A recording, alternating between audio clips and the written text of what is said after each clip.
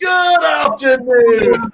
Hello to another Kerfuffle panel discussion. Today we're getting down and dirty. It's going to be a violent fight tonight. On the left hand, we have the direct mail providers. On the right, we have DigitalComms. In a minute, I'm going to let them punch it out to see who will win. That's not strictly true. We've got a few people here, of course, that have a blend of both digital and direct mail. And what we're really here today to talk about is how those are fitting together. Have we seen a resurgence of direct mail in the light of GDPR and all of the other nuances around that? So, welcome to everybody that's joining us today. First and foremost, before we kick off with the question, if it's all right, I'd just like you all to just introduce yourself, explain the company you're from, and a very, very brief explanation of what the company does. So because you're next to me, Gemma, you lucky thing, at least in the boxes, would you mind introducing yourself? Yes. Hi, everyone. I'm Gemma Crosby. I work as a marketing manager for Ravensworth.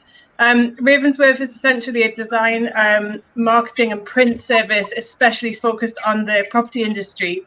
Some of the print products that we've done for quite a few years have been canvassing or property listing materials such as digital brochures, as printed brochures and window cards. We also have digital products, so digital brochures, email signatures, things like that. And we've also introduced a new platform that makes it easier, simpler and quicker to do business with us and audio marketing materials. And we also have other services like a photo editing service called Photo Fixer. Perfect. Well done. You just got in before the wand of waffle got it. So well done there. I will be waving the wand of waffle if anyone goes. Simon, don't let me down. You can be succinct, can't you? Simon Taylor from the wonderful Yondell. I'll keep this quick. Thank you, Simon. Thank you for letting me be here. My name's Simon Taylor from Yondell. I'm the marketing director there. Yondell is a provider of customer experience services. So we work for several thousand estate agents and many other property related businesses around the UK. Biggest product is fully managed 24/7 live chat. So that essentially enables agents to improve the generation of leads on their own website by up to 50%. In addition, Yondell provides mystery shopping services, market research, customer journey mapping, so services that help businesses understand how to give the very best customer experience and maximize revenue as a consequence. Perfect. Brilliantly done. Lorianne, lovely to have you with us. Would you just introduce yourself? Yeah, love to. Thank you. Nice to be here. So, hi there. My name's Lorianne Hamilton. I'm the sales manager for a company called Stamp. We're actually in partnership with Pronto Print. Pronto Print provide lots of printed materials for estate agents. We provide direct mail through an automated online platform. Direct mail is part of what we do. Basically, we have a print and post platform. We operate globally. We have clients around the globe. Yes, we do work with real estate, but we also work with pretty much every single vertical market there is. With us, there's no minimum send. Obviously, there's no maximum send. You can do it all yourself, and you can also integrate with us via API. Excellent. Good stuff. Thank you for that. So you're the person that's meant to we're here in this little property industry, so you've got to bring us all the innovation that us under our shelves are not paying attention to at the moment. So we'll be coming back to you for all the answers later on. So thank you for that. Heather, can't stay away from you. Hello there. Would you mind introducing yourself? Yeah, hi everyone. I'm Heather Staff. I'm one of the co-founders of Spectre. So we have a couple of prospecting tools, one for sales and one for lettings. And basically the upshot is that we help estate agents get their message into the right hands at the right time to help them grow their business. Perfect again there. And I'm pretty in pink. Jeremy Tapp. Come on, Jeremy. Unmute yourself first. Come on. Come on. Do you know the basics, Jeremy? Yeah, you'd think I'd know about digital and how to unmute myself. No. My name's Jeremy. Thank you for inviting us, Simon. I'm from HomeFlow. We build websites for estate agents, large and small, right the way from the multi-hundred branch Goliaths right the way through to 300 independents. And we do marketing for online marketing for estate agents with PPC and SEO, and generally helping out getting their traffic and building their traffic. Lovely. Beautiful. Hi, Katie. How are you? I'm not bad, Simon. Are you all right? Very good. Very good. Just let us know where you're from. So I'm Katie Gurney. I'm sales director at 20EA. 20EA is part of the 20CI group of companies. And whilst one of our most well-known products is probably our prospect tool, which allows agents to send letters to properties that are either currently on the market with their competitors or are likely to come to market. Across the business, we work with the majority of our clients across both direct mail and digital channels. So we send out millions of pieces of direct mail every year, but we also work with some of the largest estate agents and retailers and new house builders in the country to send out email campaigns. And our data is available across all of the main social media platforms using digital campaigns. So hopefully I'll be able to add a bit of balance to both sides of the argument. Good, good. Well, bringing balance to the force is what I'm all about. So look, we have got an elite cadre of people here.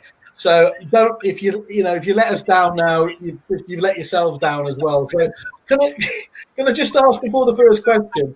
It sounds like, obviously knowing a number of you in terms of the brands, that actually this is going to be a bit of a false fight, because a lot of you are involved in digital and you have direct mail in your kit bags as well. Is there anybody that is just put your hand up if they are just purely digital? Anyone? Okay, I like it. The evangelists, good. So those two, okay. So you're the ISIS version fighting your holy war. Good. Okay. And is there anyone? I don't think you can say that anymore, can you, Gemma? As you said, you've got some digital products in the mix now as well. So. Well, I mean, we're just responding to what agents are asking. So I think you need to have a bit of an array. Yeah, of course. And what about you, Lauren? We are focused around mailing, not just direct mail, but any physical mailing. Well, okay, that's good though. So we've set the camps up. So it's you versus Simon and Jeremy. So that adds a bit of spice to this. That's great. Right, we've got a few people just before we kick off as well. Good afternoon to Peter Lawrence. He's saying hello there. And just to prove that I am the most gender-balanced platform in the industry, male-female balance, property equality, and just so people know, I'm non-binary. So it's complete. I've just got my grand beard. Anyway, let's kick off. It's an age-old debate, but is digital better than direct mail, or should we have a blend of the two? And if so, how do you see them working together? Gemma, it would be ridiculous of me to go to anyone else other than you on this subject, given Raven's history within the industry. Do you want to just kick us off? Yeah, thank you. I think digital is a really important part of the marketing mix, but it does have its limitations in that it can be easily lost, deleted, scrolled past, ignored.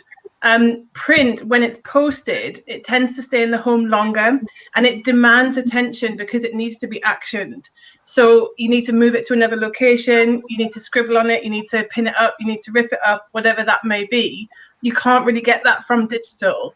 And although print can be harder to track, if agents adopt the right systems and processes by linking mailings to CRM systems and data, then you can find that the print mailings will generate the higher returns. And then finally, nobody lives their life purely online or purely offline. It's all a blend of the two. And I think if you've got a blended approach, it works better. You can still track the effectiveness of a print campaign by asking people to go online, whether that be to get a special offer or to find out more information. And of course, people can still pick up the phone. But I think because our customers are straddling the two, that's what we need to do as well. So do you think, just as an overview there, do you think it's that it's not impossible to track, but the lack of trackability is one of the main people's lack of confidence in investing in print and mail? I think it's always been frustration of people that's doing marketing, in that, especially when digital became the sort of huge thing it is now, in that with digital you can track so much, and there's so much information that you can find out based on what you're putting out there. So you can find out demographics, you can find out locations, you can find out how long people have spent on pages and what have you, and then you compare that to print. and you don't get that volume of information. But there's this tangible aspect to print that this sort of, you tend to find that especially the younger generations respond a lot more to print because they've grown up in a digital landscape where they're being bombarded constantly. They've got full inboxes, whereas if you send something to their home address to them, it's a bit of a novelty, whereas you've never had that with sort of older generations. I can completely understand that. We were just talking on a previous webinar not an hour ago on that very subject. Laurie, what about from your point of view? I agree with Gemma, and I say to all my clients, look, we focus very much on physical mailing, but we also recognise really, in this day and age, it's about omni-channel marketing. It's about trying to touch your customer in as many ways as you can, and obviously it's the same through customer acquisition. I would say, and again, echoing actually what Gemma said there, the trackability, I think some clients, frankly, don't understand what they need to do, what they need to do to enable them to track mail. But actually, a lot of this is basic stuff. Unique phone number, unique email address, unique URL. And it's a case of turning that physical mail piece, frankly, back into the world of digital, because you can then use that to capture, demographics, whatever it is they're looking to purchase. So I always think of it is not direct mail versus digital at all. Really, it's a combination of those and more. People say cold calling is dead. Well, it's not. People say email's dead. It's not. But the point is there are so many channels. It's how we manage those channels and how we work with them together. I think I would be much more comfortable talking about the blended approach if the phrase omni-channel didn't sound so ridiculous. But that's probably just me being a little bit. Okay, look, we've heard from the traditionalists here. Jeremy, tell them why they're wrong. Tell these fools that are sending letters out. This paper that you have to cut down a poor tree. You have to cut down a tree, Jeremy. Well, let's start on that environmental argument. That's a good one, clearly. Okay. But that is the only thing I can really think about that is bad about direct mail. I will challenge that, Jeremy. Oh, sorry. Afterwards.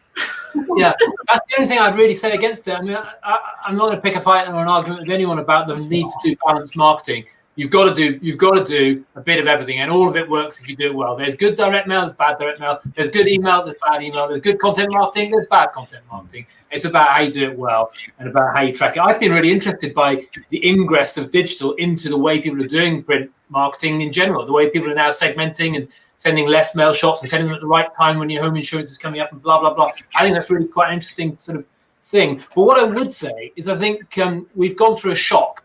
And it really is a shock because digital's only really hit meaningfully in the last 10 years. I've been working it for 20 years, obviously, but it's only really had a commercially important role in the world in the last 10 years or 15 years. But particularly the last 10 to 5 years was when it really surged in. And that is a very short space of time in business history for people to adapt and change. And I think the problem you've got is you've got a lot of management quite senior and doesn't necessarily understand quite how quickly consumers change behavior. Because for consumers to start using their phone rather than worrying about digital mail, about print products and what have you, and the volume of posts obviously gone down a lot, but for people to start, they go very quickly, whereas businesses take a long time to change their budgets, to get their heads around this, to get systems in place, and you still have an undercompensation for that shock. And then conversely, you've also got a little bit of a back hit, which I think someone was talking about a minute ago, where actually direct mail now has a novelty to it. In some ways, people have yanked all their budgets and pushed, so conversely, you sort of get a bit of an overreaction, and then there's an opportunity to do something to get attention back again. Well, I've got a letter. Yeah. I did a little survey. So I went downstairs and asked my wife, scientifically proven, before this call, I said, have we got any direct mail unopened or open that I can wave around on the screen? And we couldn't find any. And I said, have you ever bought anything from direct mail? We just bought our home insurance because it was precisely targeted, arrived at the right time, and that can't be coincidence. Someone's done some data mining around the time we bought our house and what month to sell us in and all the rest of it. But it obviously works. But then Jeremy, I suspect Katie sat to the right of you might have something to do with that. Do you know what? You're 20 CI, right? Right. I said to my wife, "Is this lady going to be on the call later from this firm?" And she probably sold your data to. That's probably that. Cool. To tell me off, it's fine. But it works. If you get someone an offer at the right time, it works. Yeah. What I like there, Jeremy, is you've done a scientific sample of one, and that's exactly the kerfuffle research we like. We call it data science, Simon. It's data science. Good. Heather, you were being quite chippy there as normal. What did you pick up? Yeah, no, I was hoping somebody would bring up the environmental thing, and hopefully Gemma and Laurie and Katie will back me up there. Pardon? I said Jeremy's fallen into your trap. He has. Thanks, Jeremy. No, I do think that. I think one of the things that, to be fair, it's not just Jeremy. I think most of the population think that if you receive something paper, is that bad for the environment? And actually, it isn't bad for the environment. You know, these, and I'm sure Katie and Laurie and Gemma said, we're not chopping down the Amazon rainforest to send a letter. This paper comes from sustainable forests in the UK, which actually have a net benefit because people are planting trees in order to facilitate this. And then paper is the most recycled thing in the UK. So it's 80% recycled. You can tell I Googled this morning just in case this came up. So yeah, the environmental impact, there is actually quite a few studies to say what is worse, an email or a letter. Because emails aren't necessarily bad for, good for the environment either. You've got your servers, you've got everything else, you've got your hardware, which isn't recyclable. So yeah, it's an interesting one, and I think maybe more needs to be done from the likes of us to educate on the fact that there actually can be a benefit to the environment for creating demand for paper. At the risk of showing my hair, let me just check where all this stuff is made and how many. And if we see David Attenborough talking about a swan eating one of my caps, we'll know that that's an area of environmental thing that's gone wrong. Do you know what? Just whilst I'm on that as well, I'm going to give a shout out to a startup called Ecology, which we've just signed up to. Okay. And they plant trees to offset every company's employees. So you can actually be a carbon positive business. So we've planted 5,400 trees anyway this year as a business. And I recommend you all check it out. Any business can do that. You know I'm a sucker for that sort of stuff. That's great. That is good. And also, whilst I've got the mic, Simon, I know you're going to shut me up in a minute, but I wanted to back Gemma up with what she said before about, sorry, one last thing, about being electronically bombarded, because that's another thing I wanted to bring to the table.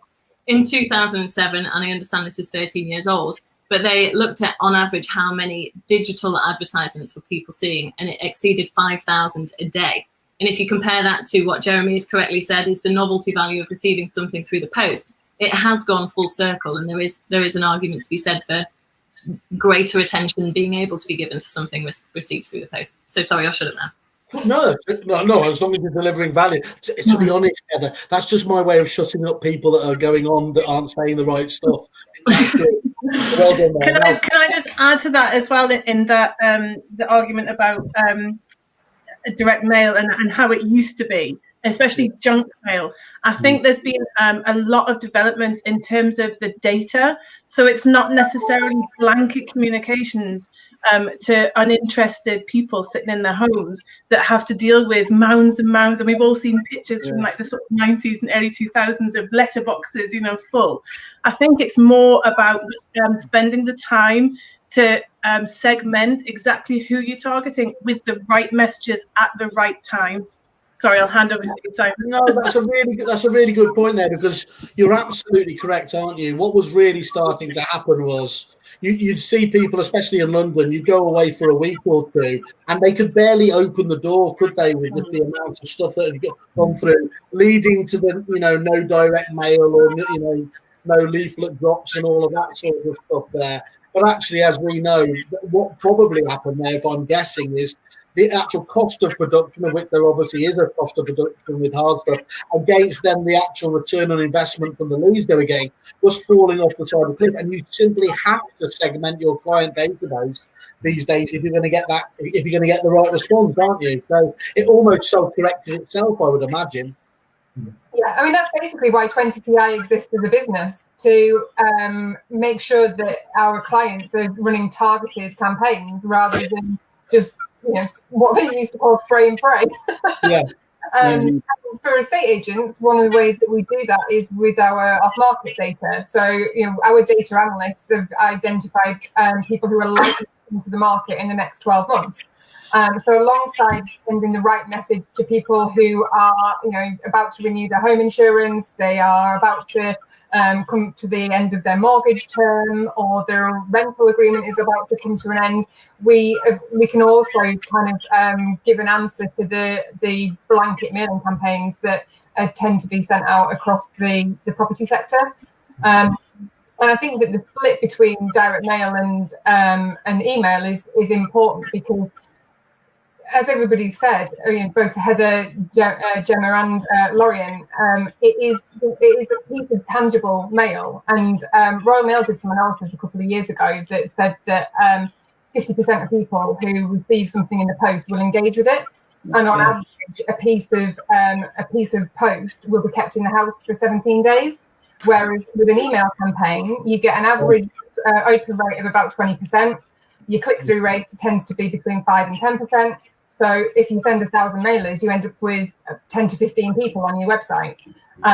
Whereas, obviously with a piece of direct mail, you've got much more brand recognition. It'll hang around the house, and you're likely to actually get more engagement from it. That's really interesting.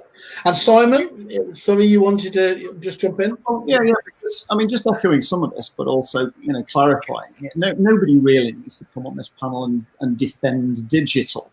And that's the challenge facing every marketing manager out there.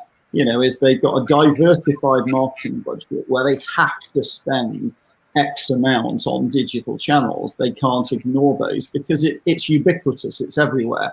Echoing Katie, email has become what direct mail was 15 years ago, when it was junk mail. So everybody's doing email, everybody's doing online advertising, everybody's doing social content and posting. So the real question, for the panel and the audience is, what's the role of direct mail in the 21st century now? And how do I get the best out of it?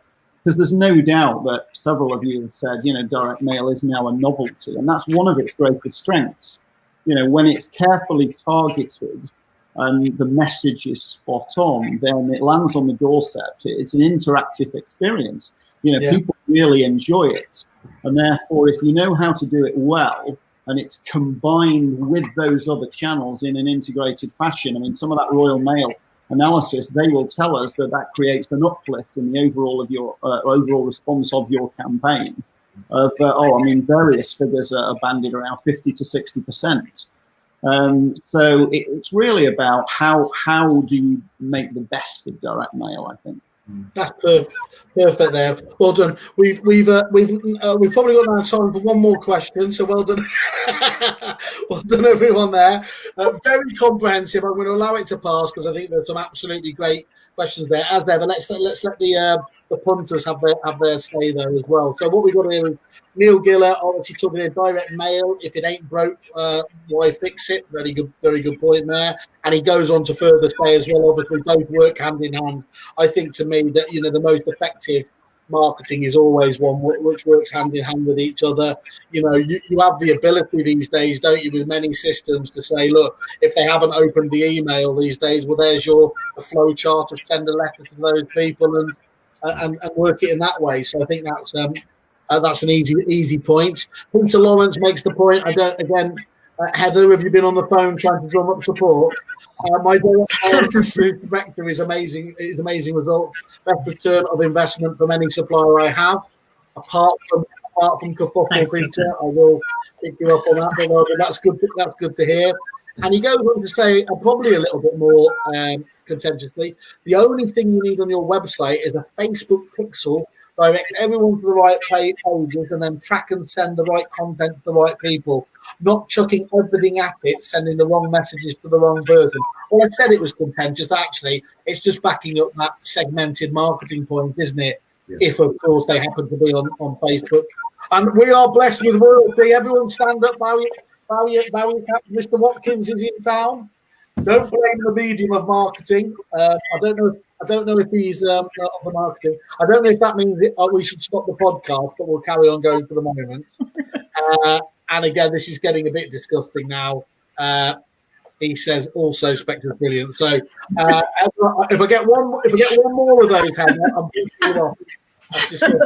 Right, question to everybody. Right, have we seen a shift to more direct mail since GDPR regulations came into play, with agents playing smart and seeing direct mail as a way to communicate with people that have opted out of their digital communications. Is there anybody here that would like to pick that one up off the bat, or shall I pick on somebody unfairly? Go on then. I'll start with Laurie and Heather, because you're no, that's fine. It's understandable. Okay. So everybody say ladies first, but that's fine. So, I mean, to be fair, you know, and obviously my background is slightly different. We as a company, as you know, we provide mailed communications and not just direct mail. We work with some of the largest utility companies in the UK. We work across all vertical markets. Put simply, there's been a huge uplift through GDPR. It's taken a while for people to understand the nuances of what it meant. You know, my customers opted out. What does this mean? I'm trying to acquire a new customer. Can I send them a letter or whatever it is? Put simply, yes, GDPR has certainly helped a lot, but it's taken a while to educate people because there's been a bit of a panic, a bit of a worry, and also some common sense needs to prevail. I mean, I would always say to my clients, look, if your customers opted out, I probably wouldn't send them a letter because they don't want you to communicate with them. You can, but I probably wouldn't do it anyway. And then also, you know, it's things related to data as well, making sure that their data is clean and good, making sure they clean their data. Things like MPS, mail preference service. I appreciate that's not quite the same as GDPR, but considering your data. Now, we as a company, we don't provide data, so I don't have an axe to grind here. But put simply, the data has to be the key. Making sure your data is good. So going back to the specific question, absolutely yes, there certainly has been an uplift since GDPR, and I'd say that's across all vertical markets. Just on a separate GDPR point, thanks, Laurie, in there. Don't you just love the companies where you choose to unsubscribe and they send you an email to say, "Are you sure?" It's like, yeah, you've really learned the message here. Heather, what did you have to say? I think Lauren's covered it, to be fair. I think the only thing to add to that is because of GDPR, yes, there's been an uplift in direct mail, but I think people are more aware when they get an email that's unsolicited. And so actually, if you almost risk creating a negative association with your brand if you do that, even if nothing comes of it, and even if it is GDPR compliant, I think it's something you need to be really careful with. Whereas I don't think you get that same reaction from, you know, dear homeowner at an address, particularly given the audience here are estate agents. So what I often say to people is, you know, at the end of the day, if you're a local estate agent and you know your patch, you're going to spot the properties that have got a literal flag in the ground outside their house. So I don't think people respond badly to understanding that an estate agent might have spotted a property rather than a person and contacted them that way. That's really interesting. And I mean, I think the problem with GDPR is it has created a subset of almost fanatics, aren't they? They will jump on this, and they do know they know the law extremely well, and let's be honest, they're chancing it a lot of the time, aren't they? They are trying to get you to give them something because you may have made a mistake. Now, everything that I learned about GDPR was not about making a casual mistake or something like that. It was absolutely to try and enforce best practice and encourage that. But it wasn't meant to slap the wrist of somebody who's heard in just a particular area.